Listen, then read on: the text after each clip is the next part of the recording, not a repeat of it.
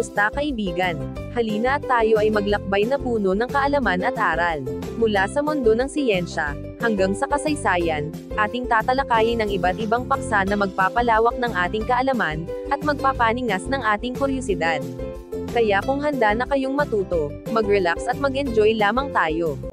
Tara, at atin ang simulan.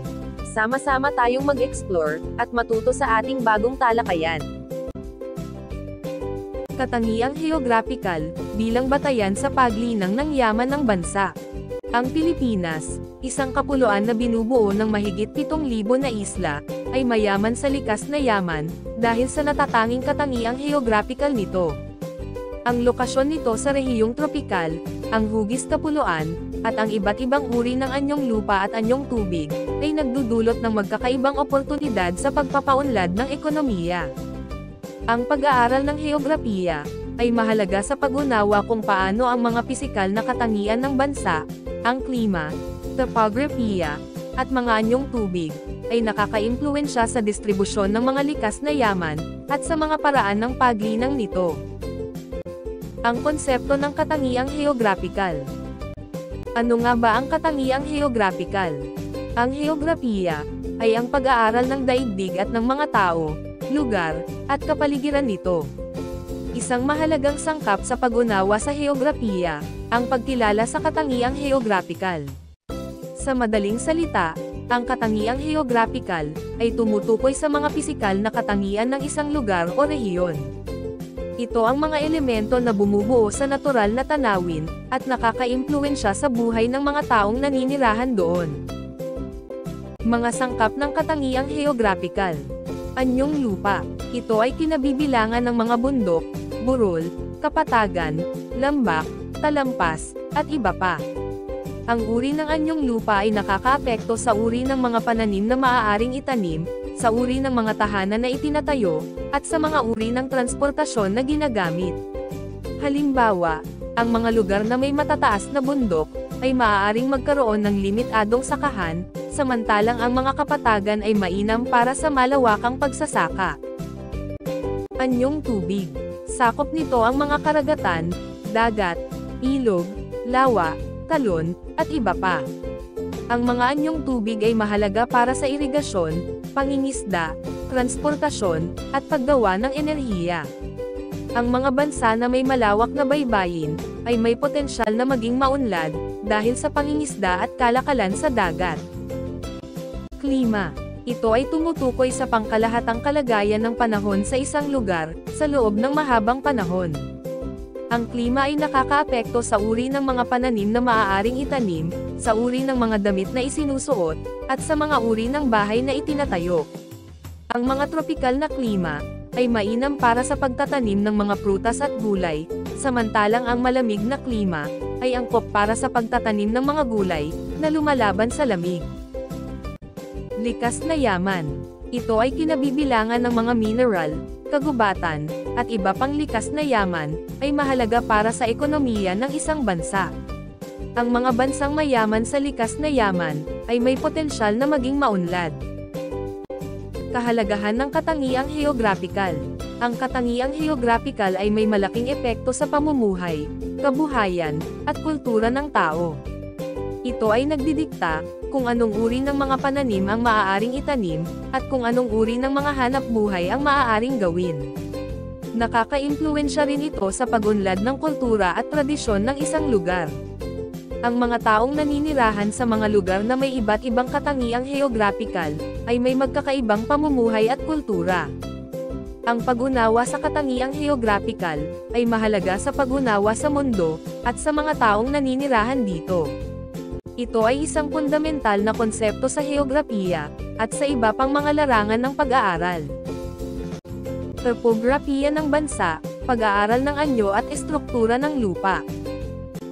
Ang topografiya, ay ang pag-aaral ng anyo at estruktura ng ibabaw ng lupa, kabilang ang mga likas na katangian, tulad ng bundok, kapatagan, burol, lambak, at talampas. Ito ay isang mahalagang sangkap sa heograpiya, na tumutulong sa pag-unawa sa distribusyon ng mga likas na yaman, klima, at pamumuhay ng tao. Mga anyong lupa sa Pilipinas. Ang Pilipinas, bilang isang kapuluan, ay may iba't ibang uri ng anyong lupa na nagdudulot ng magkakaibang oportunidad sa pagpapaunlad ng ekonomiya. Narito ang ilan sa mga pangunahing anyong lupa sa bansa. Bundok. Ang mga bundok ay ang pinakamataas na uri ng anyong lupa. Ang mga bundok ay mahalaga sa pagbibigay ng tubig sa mga ilog, at sa pagpapanatili ng sari-buhay. Sa Pilipinas, ang Mount Apo sa Davao del Sur, ang pinakamataas na bundok, na may taas na 2,954 na metro. Kapatagan. Ang mga kapatagan ay mababa, malawak, at patag na lupain, na mainam para sa pagsasaka. Ang kapatagan ng Gitnang Luzon, ay isa sa mga halimbawa ng kapatagan sa Pilipinas, na kilala sa pagtatanim ng palay, mais, at iba pang pananim. Lambak. Ang mga lambak, ay mababang lupain sa pagitan ng bundok o burol. Ang lambak ng Cagayan, ay isa sa mga halimbawa ng lambak sa Pilipinas, na nagsisilbing daanan ng ilog Cagayan, at nagbibigay ng mayamang lupa para sa pagsasaka. Burol. Ang mga burol ay mataas na anyong lupa, na mas mababa kaysa sa bundok. Ang Chocolate Hills sa Bohol, ay kilala sa kanilang natatanging hugis at kulay, na nagbabago depende sa panahon.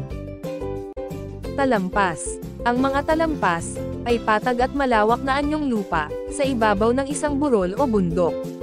Ang talampas ng Bukidnon, ay isa sa mga halimbawa ng talampas sa Pilipinas, na kilala sa malamig na klima, at pagtatanim ng mga gulay. Kahalagahan ng topografiya. Ang topografiya, ay may malaking epekto sa pamumuhay, kabuhayan, at kultura ng tao. Ito ay nakaka-impluwensya sa uri ng mga pananim na maaaring itanim, sa uri ng mga tahanan na itinatayo, at sa mga uri ng transportasyon na ginagamit. Ang pag-aaral ng topografiya ay mahalaga para sa pagpaplano ng mga infrastruktura, pagpapaunlad ng agrikultura, at pag-iwas sa mga natural na kalamidad. Mga anyong tubig sa Pilipinas, isang paglalakbay sa likas na yaman. Ang Pilipinas, bilang isang kapuluan, ay mayaman sa iba't ibang anyong tubig, na may malaking papel sa kultura, ekonomiya, at kapaligiran ng bansa. Mula sa malawak na karagatan, hanggang sa maliliit na sapa, ang mga anyong tubig na ito, ay nagbibigay ng sustento, nag-uugnay sa mga komunidad, at nagpapaganda sa tanawin. Mga anyong tubig sa Pilipinas. Ang Pilipinas, bilang isang kapuluan, ay may iba't ibang uri ng anyong tubig, na nagdudulot ng magkakaibang oportunidad, sa pagpapaunlad ng ekonomiya. Narito ang ilan sa mga pangunahing anyong tubig sa bansa. Karagatan. Ang karagatan, ay ang pinakamalawak at pinakamalalim na anyong tubig. Ang Karagatang Pasipiko, ang pinakamalaking anyong tubig, na nakapalibot sa silangan ng Pilipinas. Ito ay isang mahalagang daanan ng kalakalan, at pinagmumulan ng iba't ibang uri ng isda. Ang malawak na karagatan, ay nagbibigay din ng proteksyon sa mga baybayin, mula sa malalakas na bagyo. Dagat, isang malaking katawan ng tubig alat, na nakadugtong sa isang karagatan. Ang Dagat Pilipinas, Dagat Celebes, at Dagat Timog China, o West Philippine Sea, ay ilan lamang sa mga dagat na nakapalibot sa Pilipinas. Ang mga dagat na ito, ay mayaman sa mga yamang dagat, at nagsisilbing daanan ng mga barko. Ilog. Ang ilog, ay isang mahaba at makipot na anyong tubig, na umaagos patungong dagat. Ang Ilog Cagayan, ang pinakamahabang ilog sa Pilipinas, na may malaking ambag sa agrikultura ng ikalawang rehiyon. Maraming iba pang ilog sa buong bansa, ang nagsisilbing pinagkukunan ng tubig, at daanan ng transportasyon. Lawa. Ang lawa, ay isang anyong tubig, na pinapalibutan ng lupain. Ang lawa ng Laguna, ay ang pinakamalaking lawa sa Pilipinas, na may malaking papel sa irigasyon at pangingisda. Ang lawa ng Taal, ay kilala sa natatanging lokasyon nito, sa loob ng isang bulkan. Loob. Isang bahagi ng dagat, na papasok sa baybayin, na nagsisilbing daungan ng mga barko. Ang Loob ng Maynila, ay isa sa mga pinakamahalagang daungan sa bansa. Hipot. Isang makitid na anyong tubig, na nag-uugnay sa dalawang mas malalaking anyong tubig, ay mahalaga sa transportasyon at kalakalan. Ang tipot ng San Juanico ay nag-uugnay sa mga isla ng Samar at Leyte. Golfo, isang malaking bahagi ng dagat na nakausli sa baybayin na nagbibigay ng proteksyon sa mga barko mula sa malalakas na alon. Ang Golfo ng Lingayen ay isang kilalang golfo ng Pilipinas.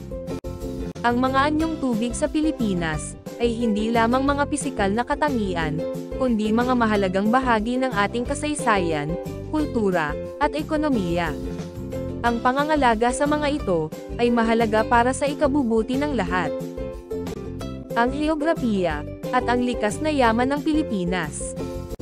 Ang heograpiya ng Pilipinas, na kinabibilangan ng mga anyong lupa at anyong tubig, ay may malaking impluwensya sa uri at dami ng likas na yaman nito. Ang interaksyon ng mga elementong ito ay nangtatakda ng mga oportunidad at hamon sa pagpapaunlad ng mga yaman ng bansa. Ang apat na uri ng likas na yaman.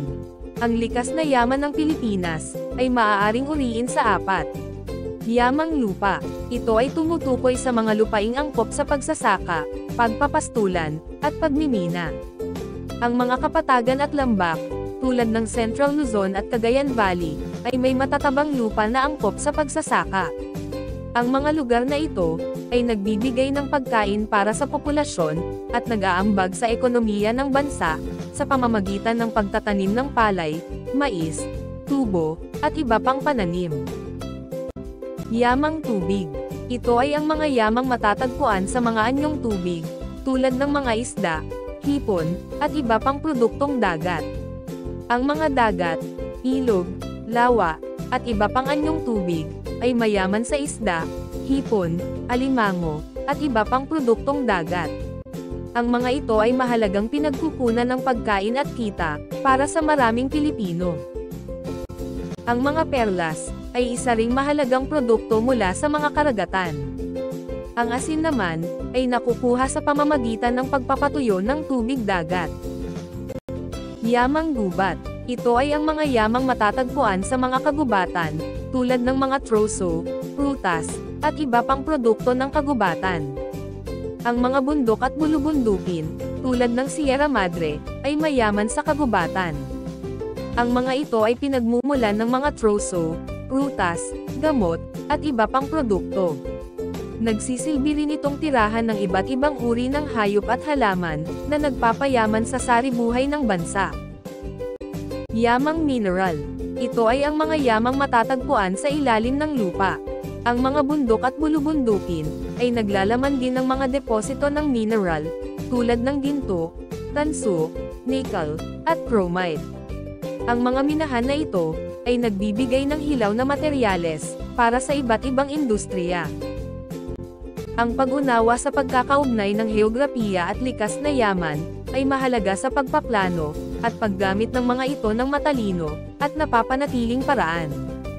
Ang maayos na pagpaplano ay kailangan, upang matiyak ang pangmatagalang kapakinabangan ng mga likas na yaman, para sa kasalukuyan, at sa susunod na henerasyon. Ang heograpiya, at ang kabuhayan ng mga Pilipino, isang malapit na ugnayan. Ang heograpiya ng Pilipinas, na binubuo ng iba't ibang anyong lupa at anyong tubig, ay may malaking impluwensya sa kabuhayan ng mga Pilipino. Ang mga likas na yaman, na matatagpuan sa bawat rehiyon, ay nagdidikta sa uri ng hanapbuhay, na umuunlad sa mga lugar na iyon. Ang ugnayang ito ay malinaw na makikita, sa pagkakaiba-iba ng mga pangunahing industriya sa buong bansa. Kabundukan, pinagmumulan ng mineral at kahoy. Ang mga kabundukan ng Pilipinas, ay nagbibigay ng dalawang pangunahing pinagkukunan ng kabuhayan. Pagmimina. Maraming bundok ang naglalaman ng mga mineral, tulad ng ginto, tanso, at nickel. Ang pagmimina, ay isang mahalagang industriya sa ilang mga probinsya, na nagbibigay ng trabaho at kita sa mga mamamayan. Gayunpaman, mahalaga ring isaalang-alang, ang mga potensyal na negatibong epekto nito sa kapaligiran. Pagtotroso. Ang mga kagubatan sa mga bundok, ay pinagkukunan ng mga troso, na ginagamit sa konstruksyon, at paggawa ng muwebles. Ang industriya ng pagtutroso ay may malaking kontribusyon sa ekonomiya, ngunit mahalaga ring tiyakin ang sustainable forestry practices upang maiwasan ang deforestation at pangangalaga sa kalikasan. Halimbawa, ang Cordillera Administrative Region ay kilala sa mga minahan nito, habang ang mga probinsya sa Luzon ay may malawak na mga kagubatan na pinagkukunan ng troso. Kapatagan, ang rice bowl, at iba pang pananim. Ang mga kapatagan, dahil sa kanilang patag at matabang lupa, ay angkop sa pagsasaka. Ito ang pangunahing pinagkukunan ng pagkain sa bansa. Ang mga pangunahing pananim na tinatanim sa mga kapatagan ay palay, mais, tubo, at iba pang gulay at prutas. Ang mga kapatagan ay nagbibigay ng hanap buhay sa milyon-milyong magsasaka at manggagawa sa agrikultura. Halimbawa, ang Central Luzon ay tinatawag na Rice Bowl of the Philippines dahil sa malawak nitong taniman ng palay. Ang Pampanga at Nueva Ecija ay ilan sa mga pangunahing producer ng palay sa bansa. Katubigan, yaman sa dagat at ilog. Ang malawak na baybayin at ang maraming ilog at lawa ng Pilipinas ay nagbibigay ng mga oportunidad sa pangingisda. Ang pangingisda ay isang mahalagang industriya sa mga coastal communities. Ang mga isda, hipon, at alimango ay mahalagang pinagkukunan ng pagkain at kita. Paglalakbay. Ang mga ilog at dagat ay nagsisilbing daanan ng transportasyon, lalo na sa mga lugar na mahirap puntahan sa pamamagitan ng kalsada. Ang mga bangka ay ginagamit sa pang-araw-araw na paglalakbay ng mga paninda. Ang heograpiya ay may malaking impluwensya sa kabuhayan ng mga Pilipino. Ang pag-unawa sa ugnayan na ito ay mahalaga sa pagpaplano ng mga programa sa pagpapaunlad na angkop sa mga partikular na kondisyon ng bawat rehiyon. Ang sustainable development ay dapat isaalang-alang upang matiyak ang pangmatagalang kapakinabangan ng likas na yaman at ang pag-unlad ng kabuhayan ng mga mamamayan. Ang heograpiya at ang kapaligiran. Isang magkakaugnay na sistema.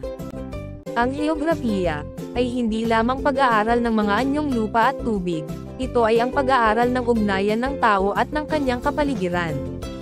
Ang likas na yaman, na hugis ng heograpiya, ay may mahalagang papel sa pagbuo at pagpapanatili ng balanse ng ating kapaligiran.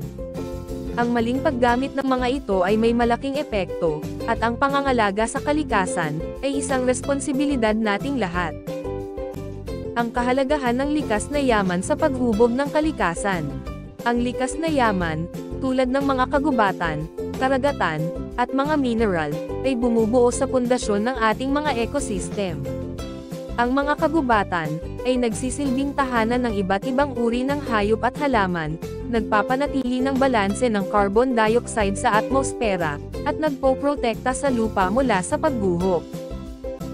Ang mga karagatan ay nagbibigay ng pagkain, nagreregula ng klima, at nagsisilbing daanan ng transportasyon. Ang mga mineral naman ay ginagamit sa paggawa ng iba't ibang produkto. Ang pagkakaiba ng anyong lupa at tubig, na tinutukoy sa heograpiya, ay lumilikha ng iba't ibang uri ng ecosystem, na nagpapayaman sa saribuhay ng bansa. Epekto ng maling paggamit ng kapaligiran. Ang maling paggamit ng likas na yaman, ay nagdudulot ng malaking pinsala sa kapaligiran. Dalawang halimbawa nito, ay ang deforestation at overfishing. Deforestation. Ang pagputol ng mga puno, ay nagdudulot ng pagkawala ng tirahan ng mga hayop at halaman, pagguho ng lupa, pagbabago ng klima, at pagkawala ng biodiversity. Ang pagkawala ng mga puno ay nagpapababa rin ng kakayahan ng lupa, na sumipsip ng tubig, na nagreresulta sa mas madalas na pagbaha. Overfishing. Ang sobrang pangingisda, ay nagdudulot ng pagbaba ng populasyon ng mga isda, pagkasira ng marine ecosystem, at pagkawala ng hanap buhay ng mga mangingisda. Ang pagkawala ng mga isda, ay nakakaapekto rin sa iba pang mga hayop sa dagat, na umaasa sa kanila bilang pagkain. Ang mga ito, ay ilan lamang sa mga epekto ng maling paggamit ng likas na yaman. Ang polusyon sa hangin at tubig, ang pagmimina, at ang paggamit ng mga kemikal sa agrikultura, ay ilan din sa mga dahilan ng pagkasira ng ating kapaligiran. Pangangalaga sa kalikasan, bilang responsibilidad. Ang pangangalaga sa kalikasan, ay hindi lamang responsibilidad ng gobyerno. Ito ay isang responsibilidad nating lahat. Ang bawat isa sa atin, ay may papel na gagampanan, sa pagprotekta sa ating kapaligiran. Narito ang ilan sa mga paraan kung paano natin ito magagawa. Pagtatanim ng mga puno. Ang pagtatanim ng mga puno, ay nakakatulong sa pagpapanatili ng balanse ng ecosystem, at pag-iwas sa pagbabago ng klima. Pag-iwas sa polusyon. Ang pagbabawas ng paggamit ng mga sasakyan, pag-recycle ng basura, at paggamit ng mga eco-friendly na produkto, ay nakakatulong sa pagbabawas ng polusyon. Sustainable consumption. Ang pagpili ng mga produkto na gawa sa sustainable materials, at pagsuporta sa mga negosyo, na nagpapakita ng paggalang sa kalikasan, ay nakatutulong sa pagprotekta sa ating kapaligiran. Pagsuporta sa mga programa sa pangangalaga ng kalikasan. Ang pagsuporta sa mga organisasyon at programa, na naglalayong protektahan ang ating kapaligiran, ay mahalaga sa pagpapanatili ng balanse ng kalikasan. Ang pangangalaga sa ating kapaligiran, ay isang patuloy na proseso, na nangangailangan ng kooperasyon at pakikilahok ng lahat. Sa pamamagitan ng pag-unawa sa ugnayan ng heograpiya at kapaligiran, at sa pagsasagawa ng mga responsableng aksyon, maiiwasan natin ang pagkasira ng ating planeta, at matitiyak ang isang mas magandang kinabukasan para sa lahat. Ang heograpiya at kultura, isang magkakaugnay na sayaw. Ang heograpiya, na tumutukoy sa pisikal na katangian ng isang lugar, ay may malaking impluwensya sa pagbuo at pag-unlad ng kultura ng mga taong naninirahan doon. Ang klima, ang uri ng lupa, at ang pagkakaroon ng likas na yaman, ay nagdidikta sa mga kaugalian, tradisyon, at pamumuhay ng isang komunidad. Ang ugnayang ito, ay makikita sa iba't ibang aspeto ng kultura, mula sa pananamit, hanggang sa mga kasanayan at tradisyon. Pananamit, pag-aangkop sa klima. Ang klima ay isang pangunahing salik na nakakaapekto sa pananamit ng isang tao. Sa mga lugar na may malamig na klima, ang mga tao ay karaniwang nagsusuot ng mga makakapal na damit, upang maprotektahan ang kanilang sarili, mula sa lamig. Sa mga lugar na may mainit na klima naman, ang mga tao ay nagsusuot ng mga manipis at magaan na damit, upang mapanatili ang kanilang katawan na presko. Pagkain. Likas na yaman sa hapunan. Ang uri ng pagkain na kinakain ng isang tao, ay may malaking kaugnayan sa mga likas na yaman, na matatagpuan sa kanyang lugar. Sa mga lugar na mayaman sa yamang dagat, ang mga tao ay karaniwang kumakain ng maraming lamang dagat. Sa mga lugar na may matabang lupa naman, ang mga tao ay kumakain ng maraming gulay at prutas. Kasanayan at tradisyon. Pamumuhay na hugis ng kapaligiran.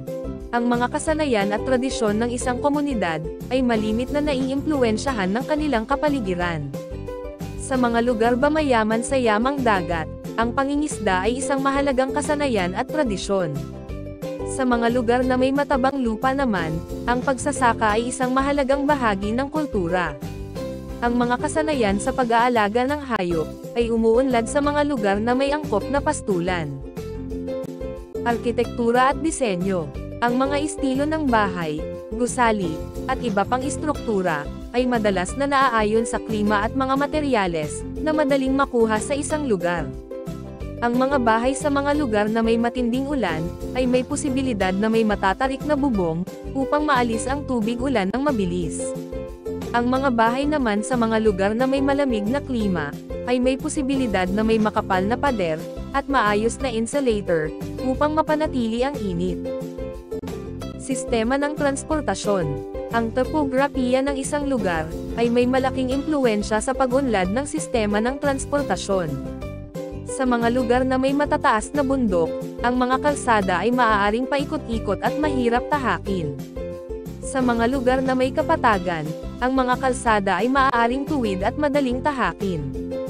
Ang pagkakaroon ng mga ilog at dagat, ay nakaka-impluwensya rin sa paggamit ng mga bangka at iba pang sasakyang pandagat, bilang pangunahing transportasyon.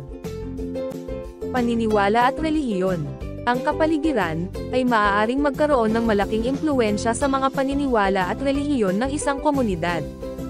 Halimbawa, ang mga taong naninirahan sa mga lugar na may maraming likas na sakuna, ay maaaring magkaroon ng mga paniniwala na may kaugnayan sa mga Diyos o Espiritu, na may kapangyarihan sa kalikasan, ang pagsamba sa mga bundok, ilog, o iba pang likas na anyo, ay karaniwan sa maraming kultura. Sining at musika. Ang sining at musika ay madalas na sumasalamin sa kapaligiran at karanasan ng mga tao sa isang lugar. Ang mga tema, motif, at mga instrumento na ginagamit sa sining at musika ay maaaring inspirasyon mula sa mga likas na anyo, mga hayop, at mga pangyayari sa kapaligiran. Wika at panitikan. Ang wika ay madalas na naglalaman ng mga salita at ekspresyon na naglalarawan sa kapaligiran at karanasan ng mga tao sa isang lugar. Ang mga kwento at alamat ay maaaring sumasalamin sa mga pakikipag-ugnayan ng mga tao sa kanilang kapaligiran at ang kanilang pag-unawa sa kalikasan. Ang heograpiya ay may malaking impluwensya sa kultura ng isang lugar. Ito ang nagdidikta sa mga kaugalian, tradisyon, at pamumuhay ng isang komunidad. Ang pag-unawa sa ugnayan na ito ay mahalaga sa pagpapahalaga at pag-iingat sa ating kultura at kapaligiran. Hanggang sa muli, maraming salamat sa panonood.